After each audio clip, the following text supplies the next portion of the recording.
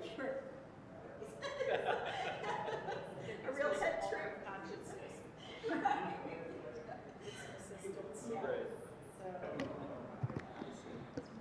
Good evening. It's 5 o'clock.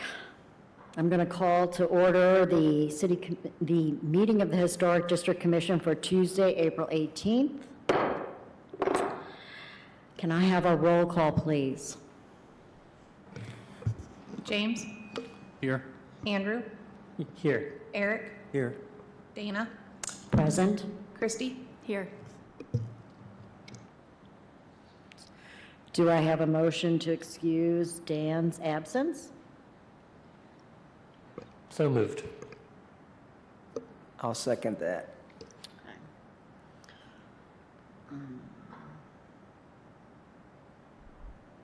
Do I need a roll call vote on that, or just, no? All in favor? Aye. Say aye. Aye. Aye. Any opposed? I hear none. Motion is approved. Okay. Are there any changes to the agenda? No? Okay. Do I have a motion to adopt the agenda? So moved. Second. All those in favor, say aye. Aye. Any opposed? I hear none. Okay. Louise, do you want to read the disclaimer?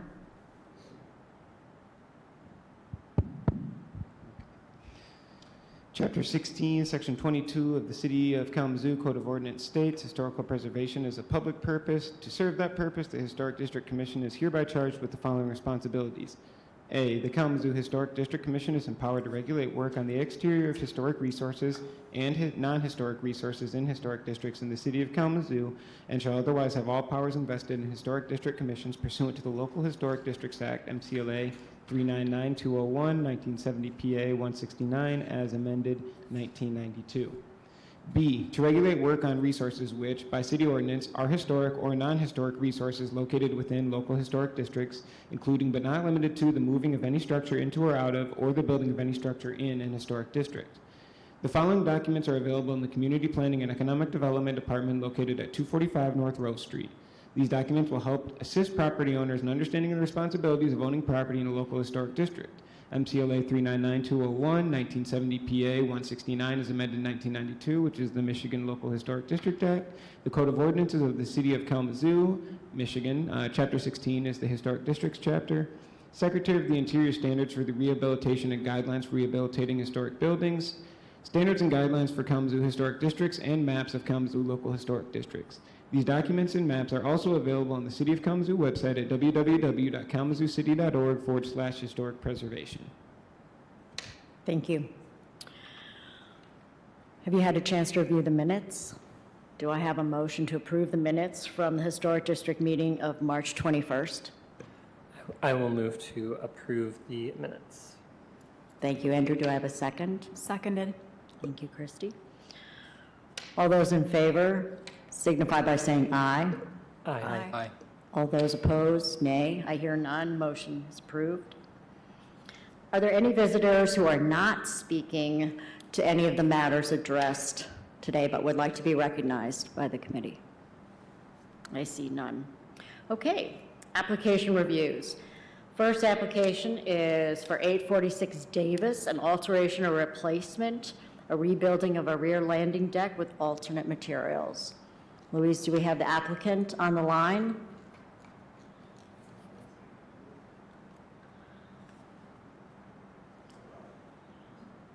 Sorry. I just got an email from the applicant. They called, but no one answered, but that's what happened. So I believe that they're watching right now. So if they want to call in again, the line is open and they will be able to. There we go. Hello. You're on the line? Yeah, this is Rick Thomasford. Can you hear us, Rick? Yep, I can hear you. Okay, awesome. And Casey, yep, will you scroll down to the first case for us? All right. If you want to go ahead and give a brief presentation of the project, please. Certainly. So on the back of the house, we purchased this house about a little over 2 years ago, and we're restoring it as much as we can to all the historical value. On this house, it's built on the slope coming down off of Oakland on Grant, and it's basically there's a landing on the back addition, which you see here, which basically is just floating on the ground. A lot of water flow through there. The previous owner put it in, I believe, but it basically just rests on what used to be the driveway, and now the driveway is off of Grant Street. So this surface is, again, not all it's doing is floating there. It's not actually structurally mounted into the concrete or into the ground. And what we'd like to do is put something that's a little bit more durable with all the water that flows down there. And also something that would match the back of the house, which was just recently resided based off the historic needs. So what we'd like to do is use Trex, which is a plastic. It's actually stained like a medium gray, so it's going to match the siding. And again, we'd use pressure treated on the actual structure underneath it, just to give it that strength. But then all the top boards only will be that Trex material.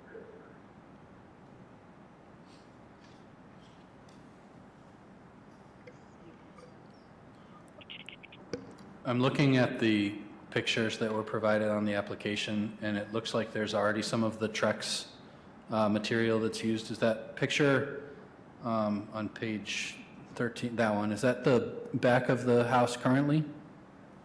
Yeah, so what we did is that's just a planter box. So it's just basically a planter box using the Trex, and that's what the Trex would exactly look like. Okay, thank you. Yep.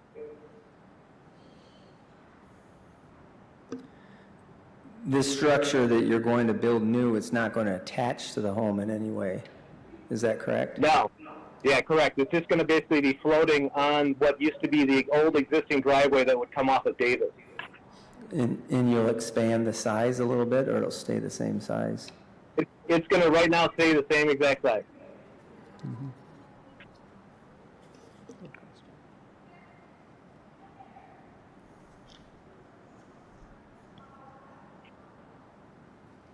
Any further discussion? Any comments from the public? How does that's my concern, Luis, is that usually we're not looking to synthetics because of but this isn't a defining feature of the home particularly, I wouldn't say, and it's on the back side. I was wondering how that fell under the guidelines technically. Yeah, and that's the reason that I brought this one before you all. People who have been on the commission for a little bit longer than the two new members, I think, would recall that we did have a deck that came before us a while ago that used synthetics. If the scope of work for this one would have just been rebuilding with wood, I would not have brought it to you all, but it's the use of synthetics that made me bring it to the commission, first of all. Second of all, you're right, I don't find it to be a character-defining feature of the home. As indicated in my report, it is not connected to the home, and it isn't the rear/side of the home. It's truly just the synthetic materials that is the reason why I referred it to you all. Thank you. Discussion? No? Are we ready for a motion? Okay. I'll make a motion to approve the certificate of appropriateness for the work as described in the application, as it complies with the Secretary of Interior Standards 1, 9, and 10. Thank you, James. Do I have a second? I will second that. Thank you, Eric. Roll call vote, please. James, Yes. Andrew, Yes. Eric, Yes. Dana, Yes. Christy. Yes. Okay. The application is approved. Louis, do you want to Yep, and I'll be in touch with you tomorrow, Rick. I'll send over the digital form of the certificate of appropriateness in an email to you tomorrow, and I'll also mail one out. I don't know when that one will get to you. I would check in the building with the building department to see if you need a permit for this, but once you get all the necessary permissions, you can go ahead and start working on it. Excellent. Well, thank you, everybody. Have a great evening. Yep, you too. Thank you. All right, take care. Okay, our second application is 121 Bulkley, a request for an addition to the house on the main floor. Can you state your name? Absolutely. I'm Angie Polderman for PCW Design Build, representing Roger Parsik and Leah Gugino at 121 Bulkley. I see they're in the audience. Many of you know Roger, I'm sure, and Leah too, probably. So they have this beautiful prairie-style home on the West Main Hill location.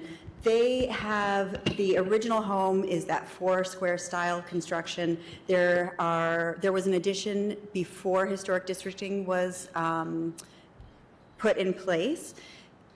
They're requesting an addition for a main floor bathroom, full bathroom and laundry area, essentially to ease age in place. And so we have proposed not matching the existing historic home, but really referencing the addition that was added post prehistoric districting, but after the original home was built. In fact, I think 2003.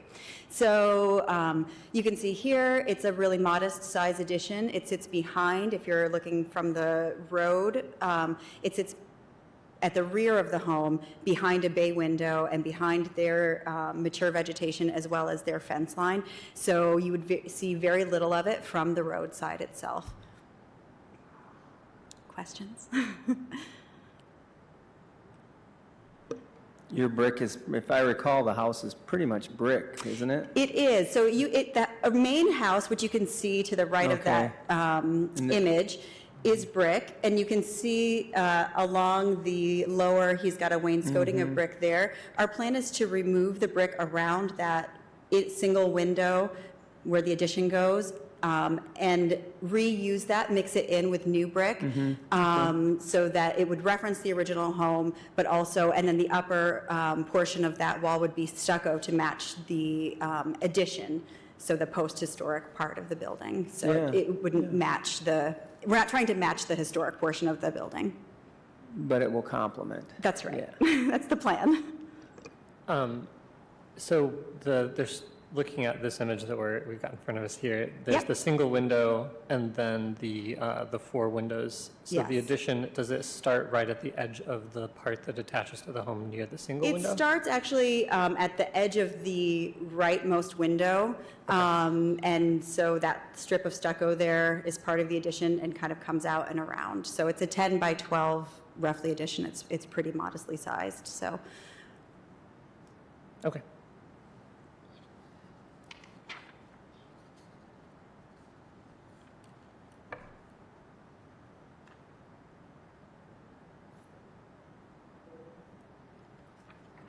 Further discussion? I know it's intriguing what you've done by referencing the original house, but complementing the post-historic district addition. I thought that's very creative there. Oh, thank you very much. Yes. So this isn't our first rodeo with you guys, so we kind of know hopefully what to expect, and also preserving the integrity of the location is important to us, as well as knowing that if any future owner wanted to take off those additions, the original home would be intact. So.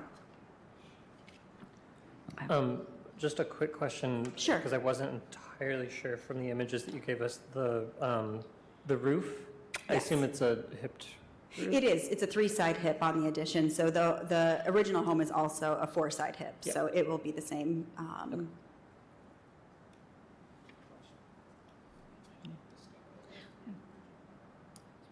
Further discussion? Motion?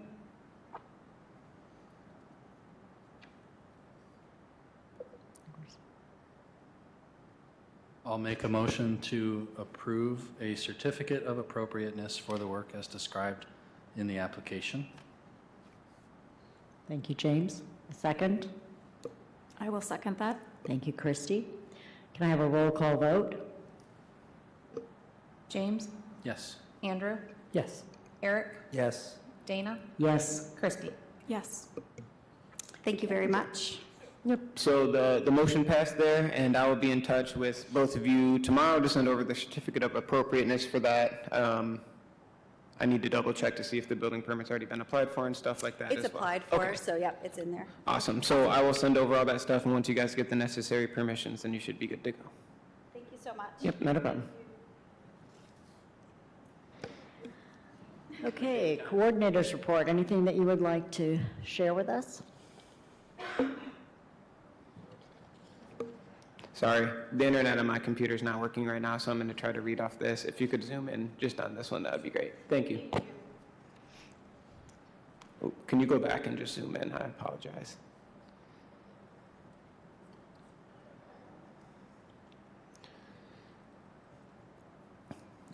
Nothing truly of note, in my opinion. A low amount of new houses have been purchased, only one.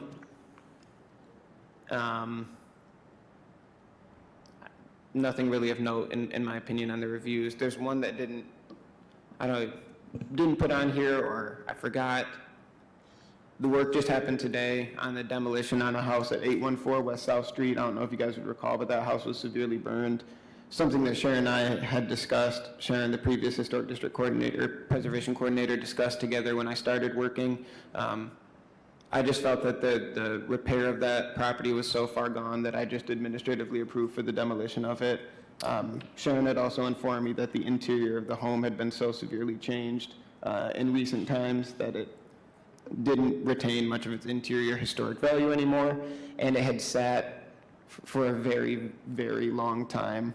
And in addition to all those things, there was firemen's training on it a couple weeks ago. So I don't think that they necessarily burned it or anything, but I think they practice ingress and egress out of the house in an event of a fire. So I will include that on the next one, and I can do a small write-up on it, but I just wanted to let you all know so there was no alarm as you were driving by or anything.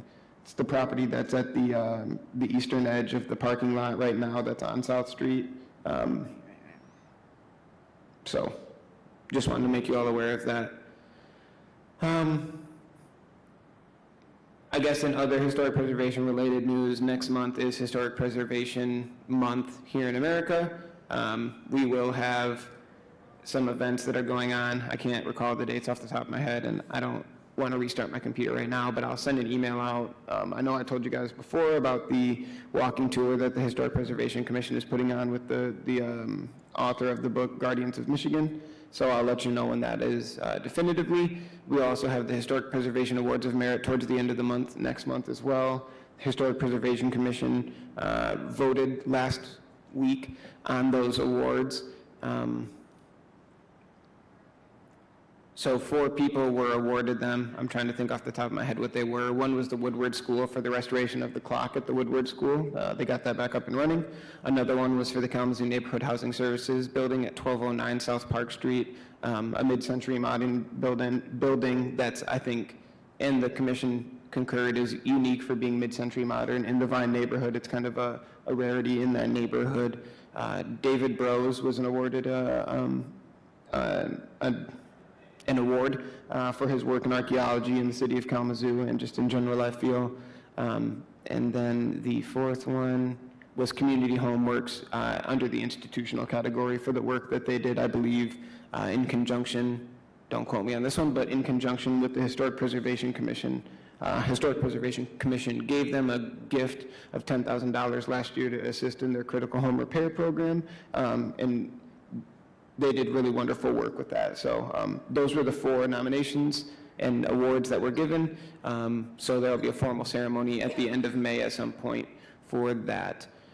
I know that I've been sending you guys the updates from SHPO as I get them. I try to be as faithful as I can with those. I know that Christy reached out about the camp workshop, and I hope that everyone got the registration link. Sorry that it came out so late.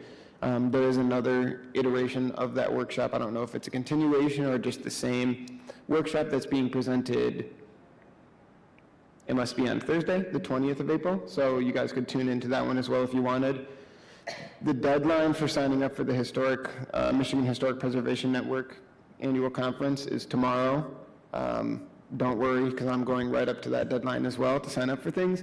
It is on Mackinac Island, which I know would kind of make it a stretch for people to go, but I do believe that they have virtual options as well that are significantly lower price, and you can do, I don't know how significantly, but I know that they're lower in price. You don't have to travel then and find out accommodations for lodging, and you can do a la carte pickings of the sessions that you would like to view. So that might be worthwhile if you guys want to go through the catalog and see if there's anything that interests you. That's in May. Again, I can't think of the dates off the top of my head, but if you just go to the Michigan Historic Preservation 11th and 12th, and I think it goes a couple more. I think it's like 4 days. Or it starts with, usually it's 3 or 4 days, and they have one pre-day. Either way, there's a lot of stuff going on in May for Preservation Month, so, keep your eye out if there's anything that you're interested in attending. There are really good opportunities to see what other people are doing around the state, and it kind of always reminds me that I guess I kind of get a micro lens on it a lot because I work here in the city, but it's something that people are doing all over the state, so it's pretty cool to see the work and hear what people are doing. There's a lot of very cool resources throughout the state. It's pretty much all I have. I'll get off the soapbox for it now. So I guess that's it. Do I have a motion to?